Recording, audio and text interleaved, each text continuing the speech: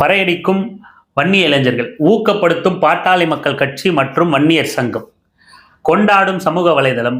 இதோட மட்டும் இல்லாம நாதஸ் திரிந்துட்டன்னு நாதஸே சொன்னா அப்படிங்கிற ஒரு சில மூமெண்ட்டும் நடந்திருக்கு. என்னங்கிறத விவரமா பேசலாம் வாங்க.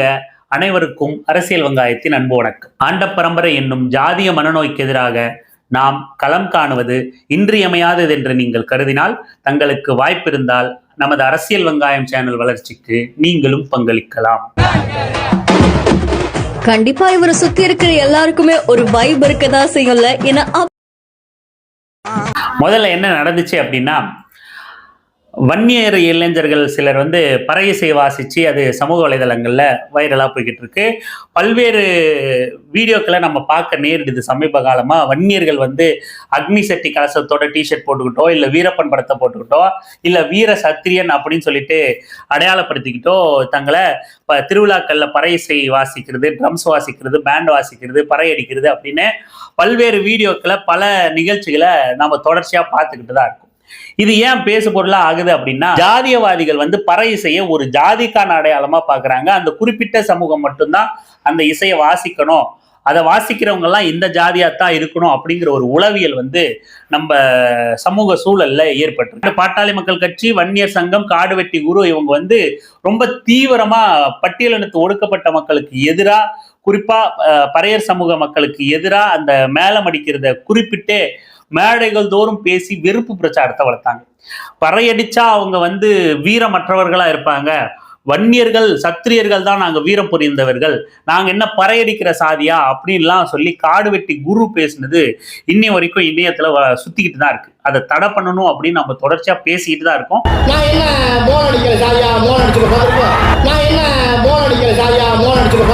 ரொம்ப தீவிரமா ஒரு ஜாதி அரசியலை, ஜாதி வெறி அரசியலை, ஒரு சமூகத்துக்கு எதிரான அரசியலை அந்த மாதிரி மேடைகள்லேயே வெளிப்படையா பேசி எடுத்தாங்க. அதுக்கப்புறம் தலித் அல்லாத கூட்டமைப்பெல்லாம் எடுத்தாங்க. அப்படி எல்லாம் போய்கிட்டு இருந்துச்சு. அப்படி இருக்கும்போது திடீர்னு வன்னியர்கள் பறை இசை வாசிக்கிறது, ட்ரம்ஸ் அடிக்கிறது, மேல் அடிக்கிறது அப்படின்னு பார்க்கும்போது அது வன்னியர்களுக்குள்ள பல அதிருப்தியை ஏற்படுத்துது, அதிர்வலைகளை ஏற்படுத்துது. அது மட்டும் இல்லாம மற்ற முற்போக்காளர்களும் கேள்வி எழுப்புறாங்க. ஏண்டா இதை சொல்லி தானே நீங்க இவங்களை கீழ் சாதின்னு சொல்லி இழிவு செஞ்சுக்கிட்டு இருந்தீங்க, மேடை மேடையா ஜாதி வெறியை பரப்பிக்கிட்டு இருந்தீங்க, இப்ப நீங்க என்ன அப்படிங்கிற கேள்வியும் ஒரு பக்கம் எழுந்துகிட்டு இருக்கு. இப்ப நம்ம பொறுத்த வரைக்கும் பறை வாசிக்கிறது, பறை இசைக்கிறது அப்படிங்கிறது ஒரு அது ஒரு கலை, அது ஒரு இசை, அது யார் வேணா பண்ணலாம். அது ஜாதிக்குள்ள பாக்குறது ஜாதிவாதிகளோட பார்வை. ஆனா இங்க கேட்கிற கேள்விங்கிறது ரொம்ப முக்கியமான கேள்விதான். அதை வச்சுதானே ஜாதி வெறியை பரப்பி, நான் என்ன மோலடிக்கிற ஜாதியா இருந்தானே காடு வெட்டி குரு கேட்டுக்கிட்டு இருந்தாப்புல. அப்படி இருக்கும்போது அதுக்கு கவுண்டரா இங்க பலர் கேள்வி எழுப்புறாங்க. அந்த கேள்விகளை தாண்டி அந்த இளைஞர்கள் அந்த பறை இசை வாசிக்கிறத நாம வரவேற்கிறோம் தனிப்பட்ட ரீதியில. அதுவும் அவங்க அந்த வன்னியருங்கிற அடையாளத்தோட வீரப்பன் படத்தை போட்டுக்கிட்டோ, அக்னி கலசத்தை போட்டுக்கிட்டோ வாசிக்கிறத நம்ம இன்னமும் வெகுவா வரவேற்கிறோம். அவங்க அதை ஒரு பாதுகாப்புக்கு போட்டிருப்பாங்க. பாதுகாப்புக்கு மீன்ஸ் தங்களோட தாழ்வு மனப்பான்மையிலிருந்து மீள்றதுக்காக ஒருவேளை அந்த இளைஞர்கள் போட்டுக்கலாம். ஐயோயோ நாமளும் இதை வாசிக்கிறோம், நம்மளை அந்த சமூகம் நினைச்சிருவாங்களோ, இந்த சமூகம் நினைச்சிருவாங்களோ அப்படிங்கிற அவங்களோட தாழ்வு மனப்பான்மையை எதிர்கொள்ள ஒருவேளை அந்த இளைஞர்கள் டிஷர்ட்ல ஜாதி அடையாளத்தோட போட்டுக்கிட்டு பறை வாசிக்கலாம், ட்ரம்ஸ் அடிக்கலாம். ஆனா அவங்க என்ன நோக்கத்துக்காக பண்ணாலும் அவங்க அப்படி அடையாளப்படுத்திக்கிட்டு பொதுவெளியில பறை இசைக்கிறத நாம வரவேற்கிறோம். ஏன்னா இங்க ஒருத்தர் செய்யற வேலையை மையப்படுத்தி அவங்கள சாதியா பாக்குறதும், இல்ல அவங்கள பெருமையா பாக்குறதும், இல்ல இழிவா பாக்குறதும் அப்படிங்கிறது நடந்துகிட்டே இருக்கும்போது எந்த வேலையையும் எல்லாருமே செய்வாங்க அப்படிங்கிற ஒரு மனநிலையை உருவாக்கும் இது அப்படிங்கிறதுல மாற்று கருத்து இல்லை. ஓம் நம சிவாய நமக, ஓம் நமோ நாராயணர் நமக, ஜெய் ஸ்ரீராம், ஜெய் சத்ரி. இன்னும் சொல்ல போனா உண்மையாகவே பாத்தீங்கன்னா வன்னியர்கள் பாத்தீங்கன்னா வன்னியர்களா இருக்கிறவங்களுக்கு கோபம் வரதான் செய்யுது. என்ன பண்ண முடியும்? இது யாருன்னா பாத்தீங்கன்னா கட்டுப்படுத்த முடியுமா? இதை நிறுத்த முடியுமா? இல்ல வன்னியர் சங்கம் தான் பாத்தீங்கன்னா இது தப்புன்னு சொல்லிட போதா? இல்ல பாமக தலைவர்கள் எங்களுடைய நிகழ்ச்சிகளுக்கு பாத்தீங்கன்னா இந்த பசங்களை கூப்பிடாதீங்க அப்படின்னு சொல்லிட போறாங்களா? சொல்ல மாட்டாங்களே. இந்த பறை இசையை பாத்தீங்கன்னா கொண்டுட்டு இருக்கிற அவங்களுடைய ரத்தத்திலே பாத்தீங்கன்னா அந்த இசையை வச்சுட்டு இருக்கிற அந்த சமூகத்தை சார்ந்த இளைஞர்கள் கூட இன்னைக்கு படிச்சு பாத்தீங்கன்னா அவன் டாக்டராவோ வக்கீலாவோ இன்னைக்கு பெரிய பெரிய இடத்துக்கு போயிட்டான். மிகப்பெரிய அதிகாரத்தை நோக்கி போயிட்டு இருக்கிறான். புரியுதுங்களா? இன்னும் சொல்ல போனா பல ஊர்கள்ல பாத்தீங்கன்னா அந்த பறை இசையை பாத்தீங்கன்னா இசைக்க கூடாதுன்ற ஒரு கட்டுப்பாடோட பாத்தீங்கன்னா இப்ப இருக்கிற தலைமுறையை சார்ந்த அந்த சமூகத்தை சார்ந்த இளைஞர்களே பாத்தீங்கன்னா இருக்காங்க. நீ படிச்சு வேலைக்கு போகணும், அதிகாரத்துக்கு போகணும், அதிகாரம் தான் வந்து பாத்தீங்கன்னா உன்னை அடுத்த கட்டத்துக்கு எடுத்துட்டு போகணும் அப்படின்ற ஒரு மிகப்பெரிய ஒரு கட்டுப்பாடு வந்து பாத்தீங்கன்னா அந்த பிள்ளைகளுக்கு இருக்கு. இதெல்லாம் நிறுத்திட்டு நீங்க அதிகாரத்துக்கு போங்கடா அப்படின்னு அந்த சமூகத்தை சார்ந்த தலைவர்களோ அந்த சமூகத்தை சார்ந்த அதிகாரத்துல இருக்கிறவங்களும் வந்து பாத்தீங்கன்னா அந்த பிள்ளைகளை வந்து பாத்தீங்கன்னா டியூன் பண்றாங்க. நாம என்ன பண்றோம், சரிப்பா நீ அடி தப்பு இல்லை அப்படின்னு இப்படியாப்பட்ட விஷயத்தை ஊக்குவிச்சுட்டே இருந்தோம் அப்படின்னா என்ன நடக்கும்? இப்படிதான் நடக்கும். பாமக தலைவர்களுக்கும் வன்னியர் சங்கத்தை சார்ந்த தலைவர்களுக்கும் இந்த விஷயமே கண்ணுக்கே தெரியாதா?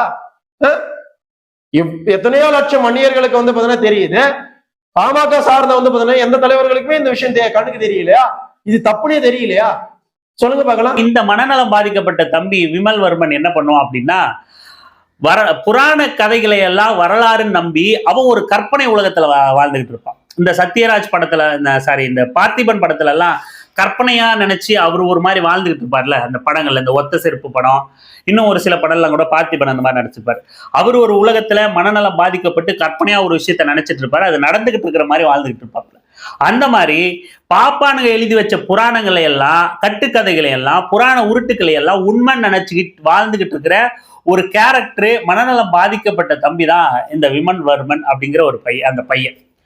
அவன் என்ன அந்த கேரக்டராகவே நினைச்சு தனக்கு அதெல்லாம் படிச்சு நம்ம தெரிஞ்சுக்கிட்டோம், புராணத்தெல்லாம் நம்ம தெரிஞ்சுக்கிட்டோம், வன்னியர் நெருப்புல இருந்து எப்படி முளைச்சாங்கன்னு நம்ம தெரிஞ்சுக்கிட்டோம், புராணத்தை படிச்சுட்டோம், ராமாயணத்தை படிச்சுட்டோம் இல்லை கதையை கேட்டுட்டோம், மகாபாரதத்தை படிச்சுட்டோம் இல்லை கதையை கேட்டுட்டோம், அப்போ நம்ம பெரிய அரசியல் விமர்சகரா அரசியல்வாதியா நம்ம சமூகத்துக்காக போரா நம்ம இருக்கிறோம் அப்படின்னு அந்த பையன் அவன் ஒரு கற்பனையில நினைச்சு வாழ்ந்துகிட்டு இருக்கான். அவனை பார்த்தீங்கன்னா அவன் வீடியோவில் பேசும்போதெல்லாம் ஜெய் ஸ்ரீராமன்வான், ஜெய் சத்ரியாம்பா, சிவனுக்கு ஒரு வணக்கத்தை போடுவான், அப்படியே பெருமாளுக்கு ஒரு வணக்கத்தை போடுவான். எல்லாத்தையும் குழப்பி அடிச்சு அவன் ஒரு கேரக்டரா வாழ்ந்துக்கிட்டு மனநலம் பாதிக்கப்பட்டு சுத்திக்கிட்டு இருப்பான். இவன் என்ன பண்ணுவான், தொடர்ச்சியா அந்த வன்னியர்கள் அந்த ஜாதி வெறிய தூண்டுற மாதிரியும் இல்ல ஜாதியா வளர்த்தெடுக்கிற வேலையையும் தொடர்ச்சியா அவனோட சேனல்ல செஞ்சுக்கிட்டே இருப்பான். ஜாதி வெறியை ஊட்டுற மாதிரியான பதிவுகளை தான் அவன் தொடர்ச்சியா போட்டுக்கிட்டே இருப்பான். அவன் இந்த பறை இசை வாசிக்கிறத சமூக வலைதளங்கள் கொண்டாடின உடனே அவனால ஏத்துக்க முடியல. ஏற்கனவே அதை பல தடவை சமூக வலைதளங்கள்ல பார்த்தும் கடந்து போயிட்டு, ஏன்னா அதை எதிர்த்து பேசினா அவனையே கடிக்க வராங்க அப்படிங்கிறதுனால, அவனே அசிங்கமா கழுவி ஊத்துறாங்க அப்படிங்கிறதுனால அவன் ஏற்கனவே பேசின அனுபவம் உள்ளதாகவும் அதனால இவ்வளவு நாள் திரும்ப பேசாம இருந்ததாகவும் அவனே பகிர்ந்துக்கிறான். அப்படி கடந்து போயிட்டு மறுபடியும் வேற வழி இல்லாம அந்த வீடியோவை பார்த்துட்டு ஒரு பதிவை போட்டிருக்கான். நான் என்ன நினைக்கிறேன்னா, அவனோட பதிவிலேயே ஆக சிறந்த பதிவா நான் பார்க்கறது இந்த பதிவை தான். நான் இதை பார்க்காம போயிருந்தா மிஸ் பண்ணிருக்கணும் அப்படிங்கிற அளவுக்கு ஃபீல் பண்றேன். வாய்ப்பு இருந்தா பறை இசைக்கும் வன்னியர்கள் இல்லது பறையடிக்கும் வன்னியர்கள்னு சொல்லிட்டு இந்த விமல்வர்மன்கிற அந்த சின்ன பையன் ஒரு வீடியோ போட்டிருக்கான். அந்த வீடியோவை முழுமையா போய் பாருங்க. ஒரு ஜாதி வெறியனோட புலம்பல் எப்பவுமே ரொம்ப அழகானது. அதுவும் மனநோயாளியா கற்பனையில வாழ்ந்துகிட்டு இருக்கிற உச்சகட்ட ஜாதி வெறியன். அப்படி இருக்கும்போது இவனோட புலம்பலை பார்க்கும்போது ஆஹா அப்படிங்கிற மாதிரி இருக்கு, ரொம்ப அருமையா இருக்கு. அவன் பேசி இருக்கிறத அந்த 14 நிமிஷம் பேசியிருக்கான். 14 நிமிஷமும் வைத்தறிச்சல்ல புலம்பி தள்ளியிருக்கான். அந்த 14 நிமிஷத்தையும் முடிஞ்சா என்ஜாய் பண்ணணும்னு நினைச்சீங்கன்னா அவனோட சேனல்ல நான் ரெக்கமெண்ட் பண்றேன். அவனோட சேனல்ல பாருங்க, போய் பாருங்க, ரொம்ப நல்லா இருக்கும். அவனோட புலம்பலை கேட்க அவ்வளவு சுகமா இருக்கும். அவனோட புலம்பல்ல என்ன நம்ம புரிஞ்சுக்கிறோம் அப்படின்னா, அவங்களோட கேள்வி நியாயம்தான் அப்படின்னு நாதஸ் திருந்திட்டேன்னு நாதஸே சொன்னானா நம்ம சொன்னோம்ல, அதை இவன் செய்யறான். அவங்களோட கேள்வி நியாயமா இருக்கு, அப்போ நாம இவ்வளவு நாளா பறையடிக்கிறாங்கன்னு அவங்கள நம்ம கீழ் சாதின்னு சொல்லிட்டு இருந்தோம்னா அதையே நாம செஞ்சா அப்போ நாம எப்படி நம்மள மேல் சாதின்னு, அப்போ கூட கீழ் சாதின்னு சொல்ல மாட்டாங்க, நாம எப்படி நம்மள உயர்ந்த சாதின்னு சொல்லிக்க முடியும்னு வருத்தப்படுறான். அவங்கள இத்தனை வருஷமா காடு வெட்டி குரு பேசுனதுக்கோ இந்த சமூகம் அவங்கள அப்படி அணுகிறதுக்கோ, அவங்க ஒரு சமூகத்தை குறிப்பிட்ட சமூகத்தை நம்ம கீழ் சாதின்னு பேசிக்கிட்டு இருக்கோன்றதுக்கோ அவனுக்கு வருத்தம் இல்லை.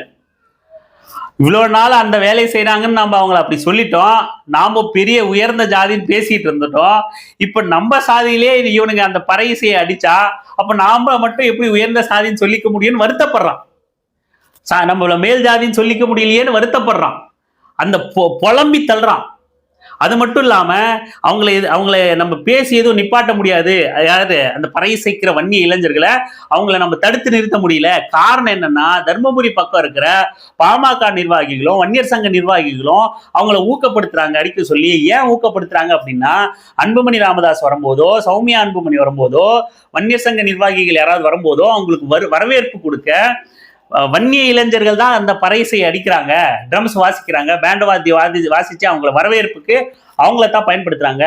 அதனால எந்த ஜாதி வெறிய காடுவெட்டி குரு மாதிரியான ஆட்கள் தூக்கி பிடிச்சி வெறியா பேசிக்கிட்டு இருந்தாங்களோ மேடம் ஃபுல்லா, அவங்களே இன்னைக்கு அவங்கள ஊக்கப்படுத்தும் போது அவங்கள கட்டுப்படுத்த முடியல, எங்களை அவங்களே ஊக்கப்படுத்துறாங்க, நீ யாரா கேள்வி கேட்கறதுக்கு வெண்ண அப்படிங்கிறாங்கன்னு புலம்புறான் உட்காந்துக்கிட்டு. பாமகவோ வன்னியர் சங்கமோ ஏன் அவங்கள ஆதரிக்குது அப்படிங்கிறத அதை நம்ம தனியா பேசணும். அதுக்குள்ள வேற இருக்கு, அதை நம்ம விரிவா தனியா பேச. உண்மையான வன்னியர்கள் எல்லாம் கஷ்டப்படுறாங்க, உண்மையா இருக்கிறவங்க எல்லாம் கஷ்டப்படுறாங்க அப்படிங்கிறான். இவனுங்க கடைசியா அந்த இடத்துக்கு வந்துருவானுங்க. நம்ம வழக்கமா சொல்றோம் பாத்தீங்களா, யாரெல்லாம் பாட்டாளி மக்கள் கட்சி ஆதரிச்சா அவங்க வன்னியர்கள் அப்படிங்கிறாங்களோ, ஆதரிக்காதவர்கள் எல்லாம் அவங்க காக்கை வன்னியர்கள்னு பாமகவும் ராமதாசும் தொடர்ச்சியா பிரச்சாரம் பண்றாங்களோ, அந்த இடத்துக்கு இவனும் வரான் பாருங்க. அந்த பறைசை வாசிக்கிற இளைஞர்கள் உண்மையான வன்னியர்கள் இல்ல அப்படிங்கிற ஸ்டாண்டுக்கு இவனும் வரான். அதை எதிர்த்து களமாடுறவங்க தான், அதுக்கு எதிரான குணம் கொண்டவர்கள் தான் உண்மையான வன்னியர்கள். அதை வாசிக்கிறவங்களோ இல்ல அதை ஆதரிக்கிறவங்களோ உண்மையான வன்னியர்கள் கிடையாது அப்படிங்கிற நிலைப்பாட்டுக்கு வரான். இவனுங்க கிட்ட இருக்கிற ஒரே ஆயுதம் இது மட்டும்தான், வேற எதுவுமே கிடையாது. அந்த ஜாதி வெறியை தூண்டுவானுங்க, ஜாதி பேரை சொல்லி ஒண்ணு திரட்டுவானுங்க, கலவரம் பண்ணுவானுங்க, கலகம் பண்ணுவானுங்க, கலகம் பண்ணி ஒரு குடும்பத்தை காப்பாத்துற வேலையை பண்ணுவாங்க. பாமக ராமதாஸ் குடும்பத்தை காப்பாத்தி அவங்க சொத்துக்களை பாதுகாக்கிற வேலையை பண்ணுவாங்க. அதுல யாருக்காவது புத்தி வந்து கேள்வி கேட்க ஆரம்பிச்சாங்கன்னா, கேள்வி கேட்கிற நீ வன்னியனே கிடையாது, இந்த ஜாதியே கிடையாது, உன் பரப்பலே சந்தேகப்படுறன்னு சொல்லி அவனை துரத்தி விட்டுருவாங்க. மொத்தத்துல ராமதாஸ் குடும்பத்தை ஏத்துக்கிட்டா வன்னியர், அவங்கள ஏத்துக்கலன்னா காக்கை வன்னியர், அவங்க பிறப்ப சந்தேகப்படணும் அப்படிங்கிற அவங்கள அந்த நம்ம கேள்வி கேட்டா நம்ம ஜாதியை கேள்வி கேட்டுருவாங்க போலப்பா, ஐயோ நம்ம பிறப்ப சந்தேகப்பட்டுருவாங்க போலப்பா அப்படிங்கிற ஒரு அச்ச உணர்வை கேள்வி கேட்கிற இளைஞர்கள் கிட்ட ஏற்படுத்தி புகுத்தி அந்த கேள்வி கேட்கிற எண்ணத்தையே ஒரு அச்சுறுத்தலுக்கு உள்ளாக்கி பயப்பட வச்சிருக்காங்க இத்தனை வருஷமா. நம்ம பொறப்ப தப்பா பேசிடுவானே இவன் அப்படிங்கிற மாதிரி. அதே தான் இவனும் பண்றான். இந்த சின்ன பையன் மனநலம் பாதிக்கப்பட்டு பாவம், அதைத்தான் இவனும் பண்றான். பறையடிக்கிறவங்க எல்லாம் உண்மையான வன்னியர்கள்லாம் ஏத்துக்க முடியலங்க, உண்மையான உணர்வுகள் எல்லாம் ஏத்துக்க முடியலங்க அப்படிங்கிற இவன் என்ன எதிர்பார்க்கிறான். காடு வெட்டி குரு மாதிரியான ஆட்கள் இருந்திருந்தா இவங்களை மிரட்டிருப்பாங்க, அச்சுறுத்தி இருப்பாங்க. ஏன்னா குரு பேசின ஜாதி வெறி அரசியலுக்கு இது டிஸ்டர்பன்ஸா இருக்குல்ல, குறுக்கீடா இருக்குல்ல. அப்போ அந்த மாதிரியான ஆட்கள் இருந்தா இவங்க எல்லாம் இது மாதிரி பண்ணிருக்க மாட்டாங்க அப்படிங்கிற இடத்துக்கு வரான். அவங்க யார் பண்ணணுமோ அவங்களே அச்சுறுத்துறாங்க. அப்போ அவங்க போய் அவங்கள சொல்லி நிப்பாட்டணும்னா அவன் அதை வச்சுதான் வாழ்ந்துகிட்டு இருக்கான். அவன் சோத்துக்கு என்ன நீ கிழிச்சிருவியா? அவன் பொழப்புக்கு நீ என்ன பண்ணுவ? என்ன புடுங்கிடுவ நீ? ஒருத்தனை படிக்க வைக்க துப்பு இல்ல, வேலை வாய்ப்பு வாங்கி தர துப்பு இல்ல, அவங்களுக்கான கல்வி பொருளாதாரத்துக்கு உடனே இடஒதுக்கீடு நாங்க போராடிக்கிட்டு இருக்கோம்னு சொல்லக்கூடாது. இருக்கிற இடஒதுக்கீட்டுல எத்தனை பேர் எத்தனை லைப்ரரி நூலகம் கட்டினீங்க நீங்க? வன்னியர் சங்கம் ஆரம்பிச்சு ஊருக்கு ஊருக்கு கல்யாண மண்டபம் கட்டிக்கிட்டு நாடக காதல் பேசிக்கிட்டு இருக்கிற நீங்க எத்தனை லைப்ரரி கட்டியிருக்கீங்க? அதை கேட்கிற கேள்வி இருக்குல்ல. எத்தனை பேருக்கு கவர்மெண்ட் வேலைக்கு அந்த கவர்மெண்ட் எக்ஸாமுக்கு ப்ரிப்பேர் பண்ற மாதிரி கோச்சிங் சென்டர்களை நீங்க உருவாக்கியிருக்கீங்க? யாருக்கு தேவை? கிராமப்புற வாழ்க்கையை அடிப்படையாக கொண்ட வன்னிய மக்களுக்கு, வன்னிய இளைஞர்களுக்கு தானே அந்த மாதிரி அதிகாரங்கள் போய் அமர்றதுக்கான உதவிகள் தேவைப்படுது. அதை என்ன செஞ்சீங்க நீங்க? அதை விட்டுட்டு கல்யாண மண்டபத்தை கட்டிட்டு உட்கார்ந்துட்டு இருக்கீங்க. ஆனா இதுல ஒன்ன ஒத்துக்கிட்டான் இந்த சின்ன பையன், மனநலம் சரியில்லைன்னாலும் கூட ஒன்ன ஒத்துக்கிட்டான். பறையிசை வாசிச்சுக்கிட்டு இருக்கிற பட்டியலினத்து ஒடுக்கப்பட்ட மக்களே இன்னைக்கு அதெல்லாம் விட்டுட்டு கட்டுப்பாடோட அவங்க அதிகாரத்தை நோக்கி போகணும், படிக்கணும், வேலை வாய்ப்புகளுக்கு வரணும், இன்னைக்கு வக்கீலா இருக்காங்க, டாக்டரா இருக்காங்க. ஆனா அவங்கெல்லாம் அந்த மாதிரி போயிட்டாங்க. நாம இந்த மாதிரி நம்ம பசங்களை எல்லாம் படிக்க வைக்கல, சரியா வழி நடத்தல, திருந்திட்டேன்னு நாதசே சொன்ன மாதிரி அவன் ஒத்துக்கிட்டான். ஒடுக்கப்பட்ட மக்களை வழி நடத்துற எல்லாரும் அவங்களை அதிகாரத்தை நோக்கி நகர்த்தணும் தான் வழி நடத்துறாங்க. ஆனா நம்மளை வழி நடத்துற யாரும் அந்த மாதிரி நடத்தல, மாறா இந்த மாதிரி விஷயங்கள்லாம் என்கரேஜ் பண்றாங்கன்னு ஒத்துக்கிட்டாங்க.